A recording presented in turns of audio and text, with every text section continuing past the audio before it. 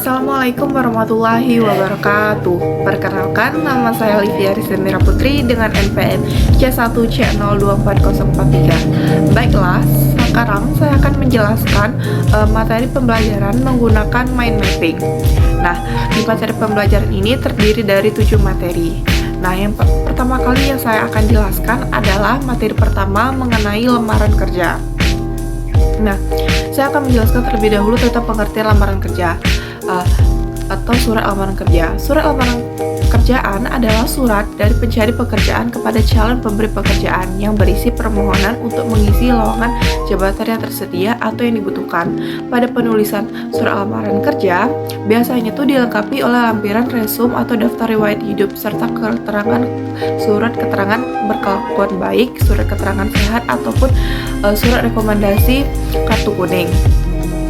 Lalu selanjutnya saya akan menjelaskan tentang pendekatan AIDA. Nah, penulisan surat lamaran kerja juga perlu menggunakan pendekatan, yaitu attention, interest, desire, dan action atau AIDA. Nah, apa itu attention?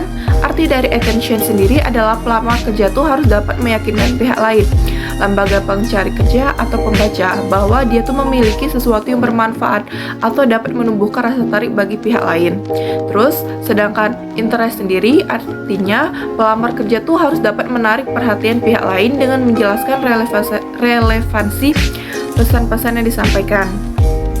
Kalau desire artinya pelamar kerja itu harus dapat menumbuhkan hasrat pembaca untuk mengetahui lebih jauh apa yang ditulis dalam surat tersebut. Dan yang terakhir adalah action. Action artinya pelamar kerja harus dapat memberikan saran atau saran kepada pembaca untuk mengambil suatu tindakan berkaitan dengan harapan atau keinginan. Nah, selanjutnya saya akan menjelaskan tentang perorganisasian surat lamaran kerja. Nah, yang terdiri dari 3, yaitu paragraf pembuka, pertengahan, dan penutup. Pengorganisasian surat lamaran kerja sendiri itu yang seperti yang saya sudah jelaskan tadi ada 3. Nah, yang dimana pembuka itu terdiri atau mencantumkan hal-hal rangkuman nama, sumber publikasi, pertanyaan, cuplikan berita. Sedangkan paragraf pertengahan itu sendiri biasa itu berisi pendidikan, pengalaman kerja, sikap, minat, dan kualitas. Sedangkan paragraf terakhir atau paragraf penutup itu tuh terdiri atas ucapan terima kasih, harapan untuk diterima apabila ia diterima di suatu perusahaan. Terus yang terakhir itu adalah tips untuk melamar pekerjaan. Nah, tips dalam melamar pekerjaan sendiri itu terdapat hal yang harus diperhatikan dan hal yang harus dihindar. Nah, hal yang harus diperhatikan yang pertama tuh mempunyai pengalaman kerja untuk posisi pekerjaan yang dihendaki. Yang kedua, bangkitkan minat terhadap kualifikasi yang dimiliki. Dan yang terakhir atau yang ketiga, tunjukkan hal-hal positif ketika melakukan wawancara atau menulis surat lamaran kerja. Terus juga hal-hal yang perlu dihindari, yang pertama adalah jangan melamar pekerjaan di luar kemampuan. Yang kedua, jangan mengirimkan lamaran kerja hasil fotokopi. Dan yang ketiga, jangan mengatakan Anda menerima pekerjaan apa saja. Baiklah, itulah materi mengenai surat lamaran kerja. Baiklah, selanjutnya saya akan menjelaskan materi mengenai wawancara kerja. Nah, pengertian dari wawancara kerja sendiri merupakan salah satu cara penting bagi suatu perusahaan dalam menyaring jumlah pelamar yang ada. Seorang pelamar mungkin saja diwawancarai lebih dari 1 kali ya teman-teman. Terus juga persiapan apa saja yang diperlukan untuk wawancara kerja. Yang pertama, pahami peran dan tanggung jawab pekerjaan. Yang kedua, kuasai konsep utama dalam komunikasi. Yang ketiga, latih untuk menjawab pertanyaan-pertanyaan yang mungkin ditanyakan pada saat wawancara. Dan yang terakhir atau yang keempat adalah mempersiapkan penampilan serta dokumen penting. Terus juga pertanyaan penting atau yang sering ditanyakan dalam wawancara kerja. Pertanyaan penting dalam wawancara kerja sering ditanyakan itu dapat berupa dalam lingkup pekerjaan yang dilamar, pendidikan, dan pelatihan serta latar belakang keluarga. Terus juga surat penerimaan kerja dan penolakan kerja. Nah, surat penerimaan kerja itu adalah dokumen resmi dari perusahaan yang mengonfirmasi bahwa kandidat telah diterima untuk posisi tertentu. Isinya tuh bisa mencakup ucapan selamat, detail pekerjaan. Sementara itu, surat penolakan kerja digunakan untuk memberitahu bahwa kandidat tidak lolos seleksi dengan menggunakan bahasa yang sopan dan profesional. Biasanya surat itu tuh berisi ucapan terima kasih atas partisipasi kandidat. Baiklah, selanjutnya saya akan menjelaskan tentang materi negosiasi. Nah, yang pertama saya akan menjelaskan terlebih dahulu pengertian dari negosiasi dan ciri-cirinya. Nah, negosiasi adalah suatu proses sosial di mana dua belah pihak atau lebih dengan kepentingan yang berbeda berusaha mencapai kesepakatan bersama yang saling menguntungkan.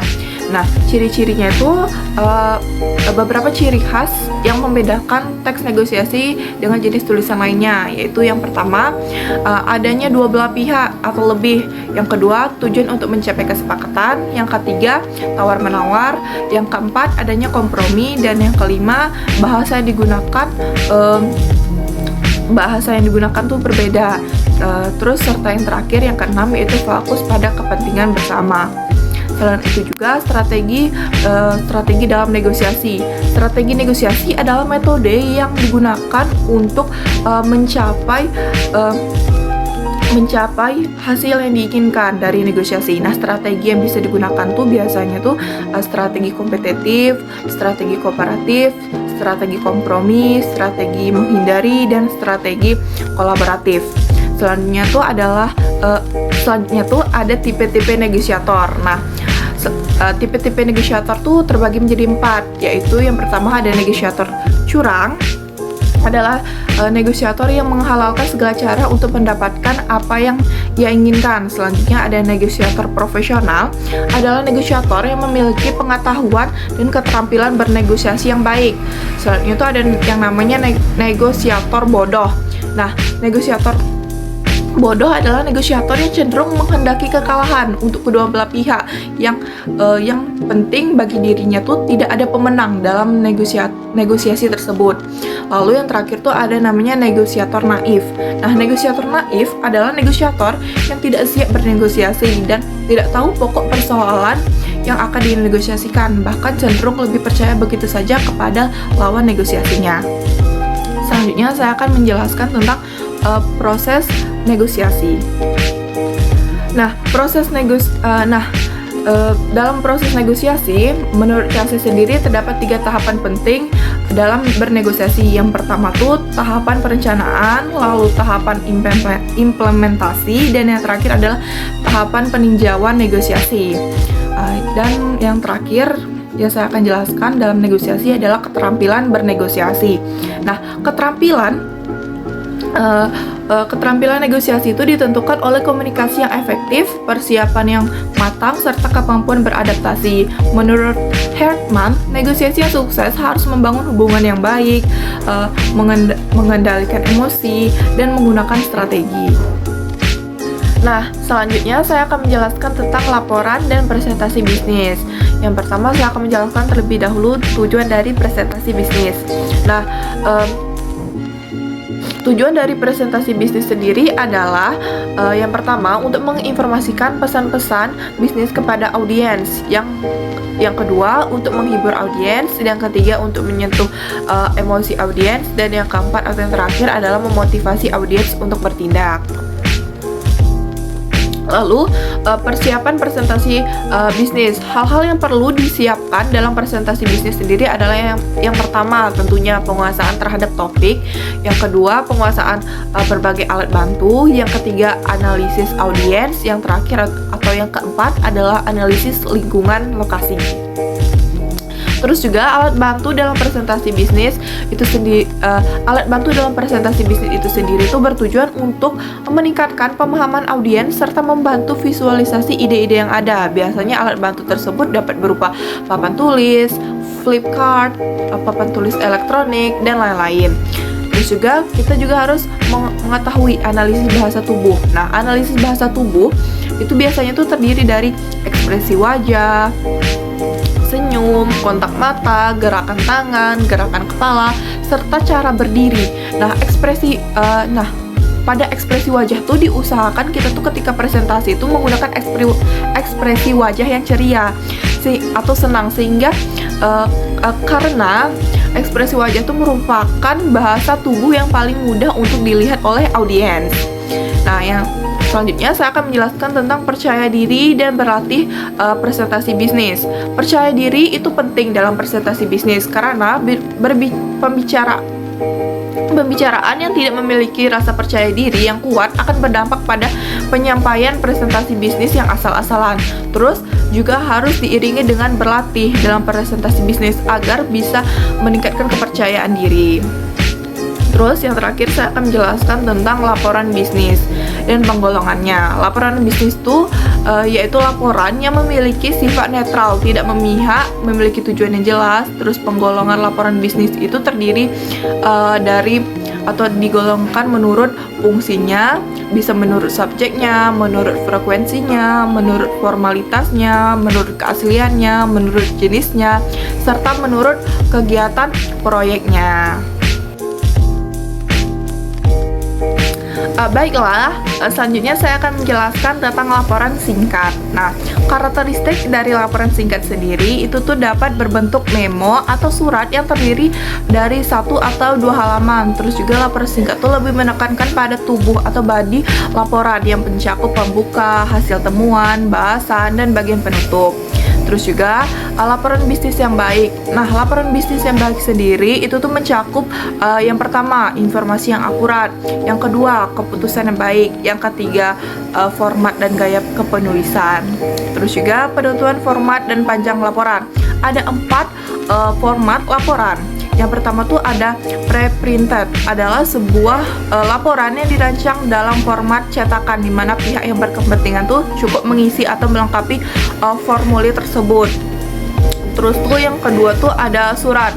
Nah, format surat tuh dapat mengisi format surat tuh dapat digunakan untuk laporan yang jumlah halamannya tuh 5 atau kurang. Terus yang ketiga tuh ada yang namanya memo.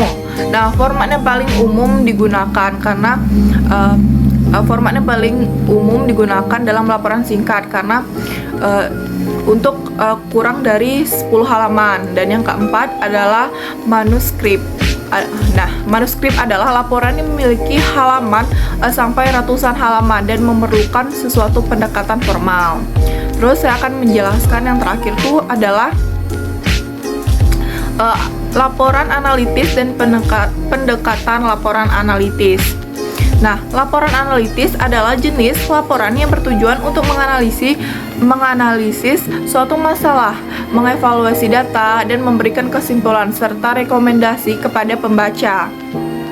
Terus pendekatan dalam laporan analitis itu ada 2, yaitu pendekatan langsung dan pendekatan tidak langsung. Nah, pendekatan langsung digunakan jika pembaca tuh cenderung setuju dengan ide atau usulan. Sedangkan pendekatan tidak langsung itu tuh digunakan pembaca yang mungkin tidak setuju atau membutuhkan lebih banyak bukti. Nah, baiklah, selanjutnya di sini saya akan menjelaskan tentang laporan formal. Nah, laporan formal adalah dokumen yang disusun secara sistematis dan profesional untuk menyampaikan informasi bisnis, analisis, atau rekomendasi kepada pemangku kepentingan. Nah, terus ciri-ciri dalam laporan formal sendiri itu kayak ditulis dengan bahasa yang formal dan objektif, memiliki struktur yang jelas, terus berdasarkan data dan fakta yang akurat.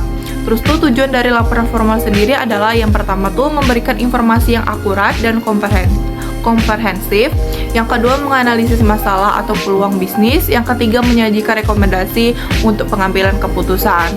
Terus juga jenis-jenis dari laporan formal tuh ada 5. Yang pertama adalah laporan investigasi, laporan kemajuan atau progress report, terus juga laporan keuangan, laporan riset pasar, laporan, dan yang terakhir adalah laporan proposal.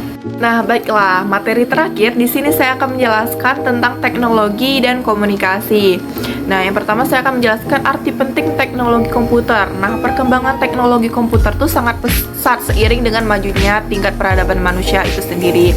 Teknologi komputer itu memberi dampak positif dan negatif terhadap umat manusia saat ini. Dengan teknologi komputer, orang bisa mengakses informasi dalam berbagai bentuk dari belahan dunia manapun melalui jaringan internet. Terus juga komponen dasar komputer. Nah, komponen dasar komputer sendiri itu terdiri dari dua, yaitu software dan hardware. Nah, hardware sendiri adalah komponen utama yang tidak dapat dipisahkan atau tidak dapat bekerja secara sendiri-sendiri. Komponen tersebut terdiri dari CPU atau CPU, keyboard, dan monitor. Monitor sendiri itu dapat dibedakan berdasarkan warnanya yang dapat digolongkan menjadi 3, yaitu monokrom, grayscale, dan color. Selanjutnya adalah software.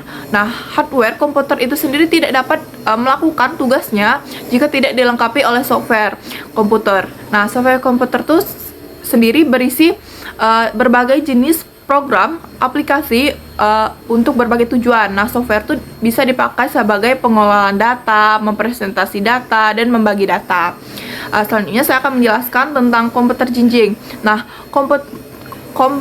komputer laptop yang juga dikenal sebagai notebook merupakan salah satu komputer jinjing yang bentuknya kecil dan ringan sehingga lebih mudah dibawa kemana-mana sesuai dengan keinginan pengguna. Sebuah laptop atau notebook pada umumnya mencakup komponen hardware yang menyatu dan tidak dapat dipisahkan sebagai komputer desktop serta layar monitor, mouse, dan keyboard. Terus juga sejarah singkat smartphone. Berdasarkan Wikipedia, kehadiran ponsel cerdas yang pertama adalah ponsel Simon yang dirancang oleh perusahaan IBM tahun 1992 dalam tampilan konsep produknya di pameran industri komputer. Kemudian pada tahun 1993 mulai dikenalkan ke pabrik Bell South.